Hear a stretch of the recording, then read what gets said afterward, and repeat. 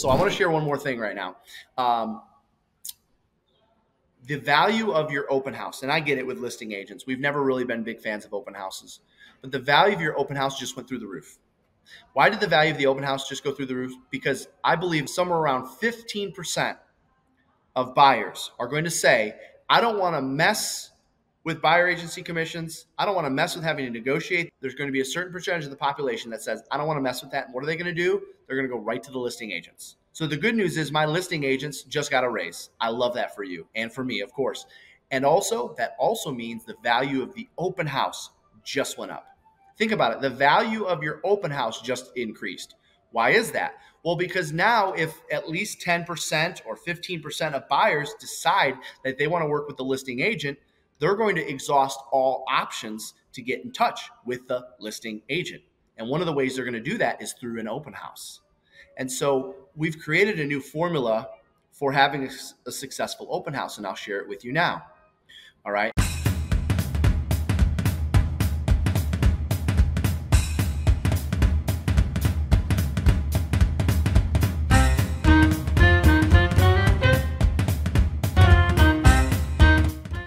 If you're a real estate agent, you know of all of the different changes that are coming to the way that you do business based on the NAR settlement.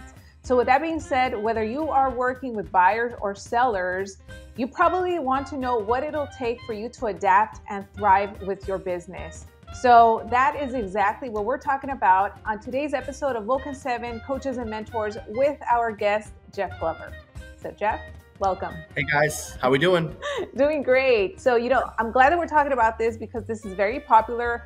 A lot of agents are thinking, what's going to happen next. So let's just get right to it. I know that, first of all, let's talk about the tour that you guys have going on, just in case agents are interested. Yeah, so we're doing Adapt and Thrive, 13 ways to own your market using the NAR settlement changes to your advantage. And I know that's kind of like backwards of what people, because everyone's been so like afraid and the disadvantage. No. We're taking them and we're actually turning it into an advantage. And we got 13 ways to do that. And I'm going to share, of course, as many as I can with us today during our time. But if anyone wants to look up to see if we're going to be in their backyard, because we're visiting 32 cities this season. We've already done, I think, 6 or 7. So we're like in the middle of it now. I'm in the middle of a hotel right now, actually. Anyways, so they can go to GloverU.com/tour.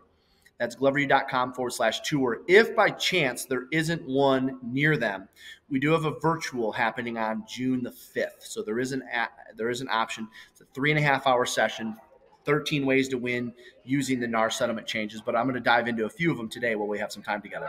Awesome. So let's just get started. Let's get started first with listing strategies. Well, so here's the thing. I know one thing that this audience is going to love is hearing this, and that is that with the NAR settlement changes, 2 things are going to happen with expireds and first sale by owners. Both of them are going to go up. All right.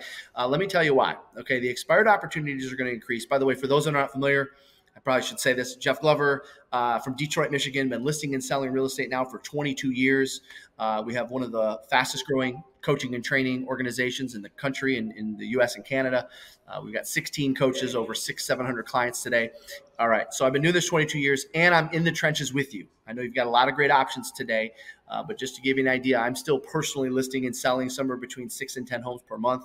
Our team does between 900 and 1,000 with just 32 agents. All right. So let me get that out of the way. Okay.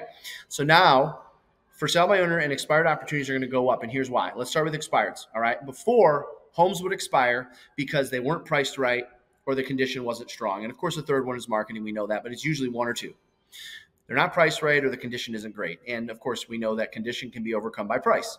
So really it always usually boils down to price, right? Well, there's going to be a new factor, and that is if it's not priced right and it doesn't show well, and if they're not offering buyer concessions, it's going to hurt the amount of showings that listing has. Because of course we can't offer out commissions anymore. We can't advertise commissions, but we can advertise concessions to go to the buyer. The buyer can do whatever they want with those concessions. And so listings that already are a little overpriced and they don't show that well, maybe today they get lucky, they get 1 or 2 buyers in there that buys.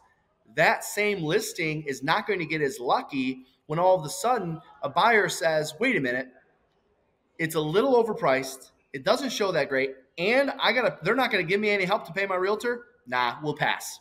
And so all of a sudden, we're going to have an increase of expired opportunities. And I love that for my Vulcan 7 audience. And we love that, of course, as you know, today we still list anywhere from 12 to 15 expireds a month. And we are very excited for the additional opportunities on the expired side.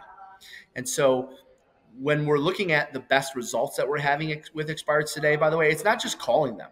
All right. Some of our best results today are going straight to their door because most people aren't doing that. Some of our best results with expireds today are actually taking out our camera phone, putting it on record and flipping it around and sending them a personalized message using their street name. And we use this script. This is the #1 script to get the best results with expireds today. Ready? Are you still accepting offers on your home on blank street? Are you still accepting offers on your home on blank street? That's the #1 contact generator script you can use when sending a text message or sending a video. Are you still accepting offers on your home on blank street? Now, of course, the natural question to that is going to be, why? Do you have a buyer? And of course, many of you, especially if you follow the GloverU system, you know our dialogue to that. I don't know. I haven't seen your house yet. And I'm going to be around the corner from you later this afternoon. I'd love to come by and have a look. So the very first dialogue that I'm getting out to an expired, if I'm using the text, is going to be, are you still accepting offers on your home on blank street? That's the #1 results getter for us right now. All right, that's the first thing I wanted to talk about today. The second thing I wanted to talk about today is the fact that for sale by owner opportunities are going to go up. Why would we see more for sale by owners? Well, we're going to see more for sale by owners because before, for sale by owners, we're hesitant. There were for sale by owners, and for those of you that work them, I mean, I've listed and sold over 1,000 for sale by owners in my career. You know, there's a certain percentage of for sale by owners that will say to you, well, you know, if we were to list, we would just pay to have it listed in the MLS so we could offer out a commission through the MLS. Well, now that there's going to be all sorts of buzz and media around this idea that we can no longer offer commissions, guess what's going to happen? For sale by owners are going to feel empowered. Yes, we got one more thing working in our favor. We got one more reason why we would go for sale by owner, because even a real estate agent can't offer out commissions anymore. So they're going to see that as a disadvantage to listing with an agent because they can't offer a commission in the MLS. And so now you're going to see for sale by owners that might have otherwise said, you know what? No, we're not going to compete with all the listings in the MLS because they're all offering out 2 or 3%, and we're not going to be able to compete with that. Let's just go with an agent. You're going to see a certain percentage. Again, we don't know what this number is because we're not there yet. You're going to see a certain percentage for sale by owners say, you know what? This NAR Settlement Department of Justice thing kind of leveled the playing field a little bit. Let's go ahead and give this a try. Now, for my hungry shark agents who love working for sale by owners, you're going to say, bring it on. I can't wait to have more for sale by owners to call. Some people are going to look at that. You know, I'm sharing this with audiences around the U.S. and Canada right now, and I got some people looking at me like, uh-oh, I don't like that, because they're thinking that's more people that are going to go for sale by owner versus call me. My hunters, those that follow our system, probably the majority of the customers of Vulcan are going to say, more for sale by owners, bring it on. And so that's a huge advantage on the for sale by owner. Now, by the way, same dialogue with the for sale by owner. Fast way to get a response from for sale by owners, even though, of course, they're more responsive than expireds. Are you still accepting offers on your home on blank street?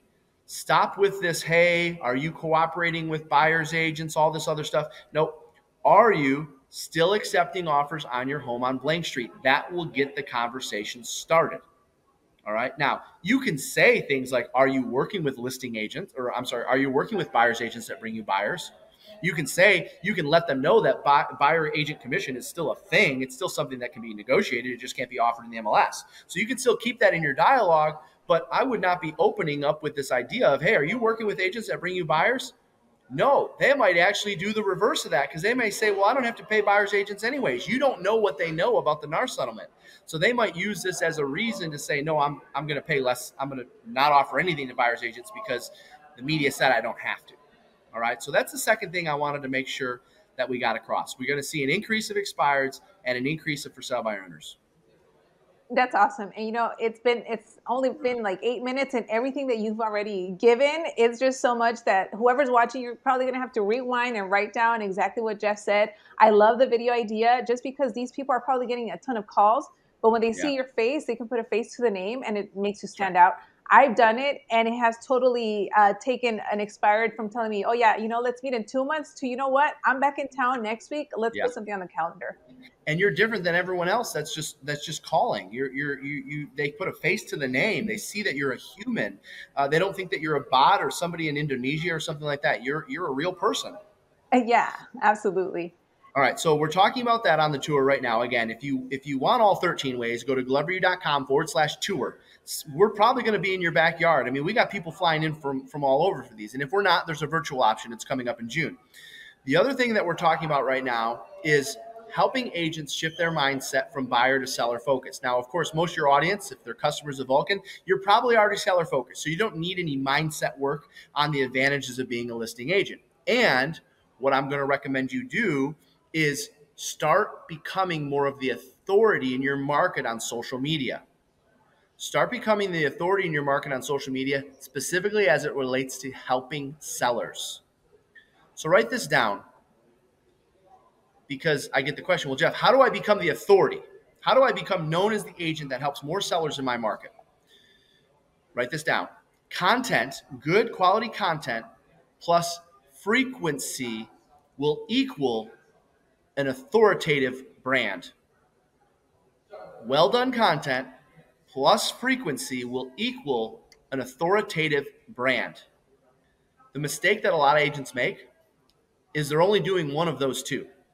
They're either posting frequently like crazy, haphazardly, and they got that down. They literally just post whenever, whatever. There's no formula that they're following. It's just kind of whenever they think about it. And they got the frequency point down. But then what about the content? Well, how well thought out is your content? Are you actually writing out your content before you do your video, before you record your video? And watch. All right. I think it's unless you live under a rock, you should know that YouTube will be one of the next biggest, if not the biggest, social media platform. That's right. It will be bigger than Facebook and Instagram. You already see them positioning themselves to take over that spot with TikTok, and who knows what's going to happen there. But video, as you've been hearing for years, is the most important anyways. But this may surprise you. YouTube will become the next big social media platform. They're already positioning themselves with that. Shorts, the ability to comment, the ability to tag. There's all sorts of things that YouTube is doing to behave like a social media channel. And so what is my recommendation to you? Well, my recommendation is that you're at least posting one video per week right now. I want to start building your YouTube channel. And I don't care if it's a 90-second video or a 2-minute video. I want one video per week. That's what I'm talking about in terms of frequency. I want videos of you in an open house. I want videos of you previewing a listing. I want videos of you showcasing a new listing of yours. I want videos of you wrapping up a closing at the closing table. One video per week. If we want to get more seller business, we have to be known as the authority on social media. And because YouTube, which is owned by Google, they are going to make sure that YouTube is always first to show up in any search. Notice how when you do searches today, YouTube videos are almost always somewhere near the top today. That's not by accident. That's not because the videos are great. That's because Google, which owns YouTube, wants to make sure those things show up first. So make sure you're becoming the authority as it relates to being a strong listing agent today on social media. How do we do that? Well thought out content and great frequency. Let me share with you one more thing on well thought out content. I'm not just talking like video quality. I think people hear good content and they think you got to hire like a professional videographer and all this. No, I'm actually referring to what it is you say in your video. And so what I'm recommending you do, no different than when someone probably taught you the listing presentation, the expired script, the for sale by owner script, you probably had to write it. Someone good probably told you need to chant it. Someone probably said you need to role play it, which, by the way, are all the things that I've done through the years: writing, chanting, role play. That's how you master it. Well, I'm suggesting real estate agents do the same thing with their videos. So on our tour, for instance, we actually pull up a script. I show you a script that's working right now to get buyer and seller leads. We put it up on the screen and everyone writes it out. We actually write it together as a group. The whole room is quiet for like 7-8 minutes. Everyone's heads down and we're just writing the script. No different than someone taught me years ago. Probably no different than someone taught you. And then what do? As a group, we all stand up. We take out our camera phones, we put the camera out, we put it on selfie mode, and we actually practice reciting that script on video. And then when you nail it, there's your video. You want to get really good at this, no different than you've heard for years to have a role play partner every single day of the week. I want you to be writing, chanting, and sending out videos for. Now, how do I role play a video, Jeff? Watch. You get a good role play partner on video, you send your videos back and forth and you critique each other. There's two things there. Number one, it's accountability. Because if my partner didn't send me a video today, that means they didn't do it. Number two, I'm pointing out what you did well and what you could improve on for the next one. So I really want you to take your traditional hat of traditional role play and practice off. And I want you to put on the hat of how do you role play and practice video? You write it, you stand up, you record it, that's the chanting part, and you role play it by sending it off to your role play partner. That's the way, that's the modern day to role play video. I love it. And that's the next thing I wanted to cover. Go ahead, sorry. Yes, no, I absolutely love everything that you're talking about, video and YouTube. And I think the whole point is about being intentional with the content that you're putting out. It's not just like, I need to put something out just to show up. Like what you're putting out is going to attract these potential clients, you know, whether it's YouTube, Instagram, TikTok, or whatever it is. I see it more as a way to generate leads versus just a social media platform. Yep. I love that. All right, cool. So I want to share one more thing right now. The value of your open house, and I get it with listing agents. We've never really been big fans of open houses, but the value of your open house just went through the roof. Why did the value of the open house just go through the roof? Because I believe there's a certain percentage of buyers. I believe it's more than 10%, probably less than 20. I actually had somebody ask me in Atlanta. Our first stop was in Atlanta 10 days ago. Jeff, what percentage do you think that is? I believe somewhere around 15% of buyers are going to say, I don't want to mess with buyer agency commissions. I don't want to mess with having to negotiate this. This whole concessions thing is confusing to me. Wait a minute, I have to pay more for the house to get this. It sounds like the same thing. It sounds like I'm paying. There's going to be a certain percentage of the population that says, I don't want to mess with that. And what are they going to do? They're going to go right to the listing agents. So the good news is my listing agents just got a raise. I love that for you and for me, of course. And also, that also means the value of the open house just went up. Think about it. The value of your open house just increased. Why is that? Well, because now if at least 10% or 15% of buyers decide that they want to work with the listing agent, they're going to exhaust all options to get in touch with the listing agent. And one of the ways they're going to do that is through an open house. And so we've created a new formula for having a successful open house, and I'll share it with you now. All right. And it's a Wednesday through Saturday formula if you want to write this down. So on Wednesday, we announce the open house and we start the social media promotions. So we select, announce, and start the open house promotions on Wednesday. On Thursday, we notify all of the buyer leads in our CRM. Essentially, everyone in our CRM should be notified every time we do an open house. All right. That happens on Thursday. So on Thursday, we notify everyone in our CRM. On Friday, we knock the neighborhood between 3:30 p.m. and 5 p.m. And here's what we're doing.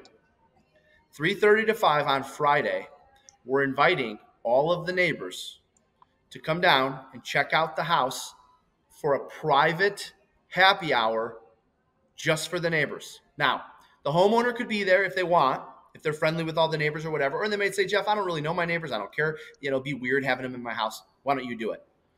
And then from 5 until 6:30 or 5 until 7, just do 6:30, 90 minutes is fine. You're going to host a happy hour by yourself with the neighbors in their home. Now, your seller's going to say, well, how is this a benefit to have the neighbors? They already live here. Yes, but they know people who also are on the move. And if they like living in this neighborhood, chances are they're going to talk positively of the neighborhood. And I want to give them an opportunity to tell their neighbors about the house or tell their friends and family who may be shopping about the home. And so I'm going to do 3:30 to 5. I'm going to knock the neighborhood and I'm going to say, the Johnsons asked me to invite you. You're going to use the seller's name. That's important. It's not my idea. It's not my happy hour. The Johnsons asked me to invite you to a private happy hour that's being held at their home. They're listing it for sale. You're going to see a lot of traffic in the neighborhood this weekend. And they have asked me to invite you to a private happy hour to check it out. Come down and have a drink with us. The key to getting them to show up is the neighbor using their name, and you're not inviting them. The Johnsons are. The sellers are inviting them, not you. That's crucial if you want to get more attendance. Saturday morning, you then do the listing is open for showings with buyers and their agents. So say from 9 to noon, you block off a 3-hour window where buyers that have agents, that's where they can set up showings just from 9 until noon. Why? Because I want a frenzy. And if I've only got 6 or 7 showings on this property over the weekend, no one's going to know who was when and where. I want them all to come within that 3-hour window, because if they come within that 3-hour window, then they're going to see that a lot of people are interested in this house. And if they see that a lot of people are interested in this house, that's going to create demand, and that's going to work better for the sellers. Well, what about a regular open house, Jeff? Yep. So then the regular open house is going to take place between 12:30 and 3 or 12:30 and 2:30 that Saturday, because I don't encourage you to work Sundays. In fact, I don't work Sundays. We take Sundays off. So you're going to do a public open house from 12:30 to 3. You're going to do a 3-hour block of showings from 9 to noon. Sellers got to get their house and get out anyways. So we're going to do all the showings, because I don't want those buyers to come through my open house anyways if they have agents. I want them to go from 9 until noon. That way I can focus on the high quality buyers that are going to show up between 12:30 and 3 that don't have agents. The value of the listing, and particularly the open house, just went through the roof. And that's one way to double end more of your listings and to get more traffic to your open houses. This is all amazing information once again. So as we wrap this up, go ahead and remind everyone where they can go to learn more about the tour, their city. And obviously, this was great. I can only imagine what it's like in person. By the way, it's only $39. I probably should have started with that. People are like, what is this thing? Like a couple $100? No, it's $39. I think the virtual is like $59. Yeah. I think the virtual is like $50 or something. Anyways, you go to GloverU.com/tour. You'll see where we're at. You'll also see the virtual on there if you're not able to make it. But they're happening like right now. Like today, we've got one taking place in Virginia Beach, Virginia. We've got another one happening in Austin, Texas. Tomorrow, I'm hopping on a plane tonight. We're flying to DC. I've got one in Baltimore. So they're happening literally right now. Go to GloverU.com/tour. I shared with you 2 of the 13 ways we're covering. And of course, when you're there, you're going to see slides and examples of everything we're doing. So take advantage of that for sure. And if you can't make it to one of our tour stops, as always, the best resource I can share with you, take out your phone right now, text the word morning to 55444. If you text the word morning to 55444, you're going to get my daily message. Every day, Monday through Friday, I write a message specifically designed to help you list and sell more homes. And usually it's stuff that I'm doing. It's stuff that, hey, I went on a listing appointment last night. Here's an objection they gave me. Here's how I handled it. All right. So text the word morning to 55444 to get signed up for that daily message and to take advantage of all of our free resources. I mean, we have more free resources than we ever charge for anything. So check those out. Awesome. Well, Jeff, thank you so much. Once again, it's always a great time having you on the show. You deliver so much value. And sorry, I'm in the lobby of a hotel, so it got a little loud in the middle of our session, but hopefully you guys could still hear me. Oh, yes. I know agents are probably going to watch this 2-3 times, because everything that you just mentioned are things that they can take action and do right now. And, I'm glad that at the beginning you said, this is like the NAR settlement. It's more of an advantage for agents. It is. So it sure is. It's a mindset. Buyers agents have an opportunity to get paid more. Yes. We just finished up a sales meeting with our team, and we talked about how we can now make sure we're collecting a minimum commission. We don't have to just accept what's offered in the MLS. There's so many advantages to this change, really. Absolutely. Well, thank you, Jeff, once again. And for those of you, thank you for being here. We'll see you on the next one. Bye. See you guys.